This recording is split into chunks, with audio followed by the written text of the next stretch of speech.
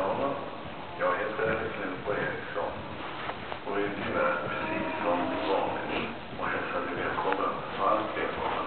Jag önskar att det vore betydligt varmare, för det är snö, det är kylan när jag spelar in det här programmet.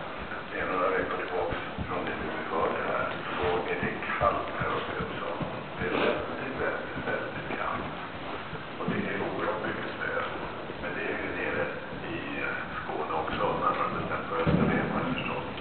Vi glömmer det för en liten stund nu och svinner in till musikens värld.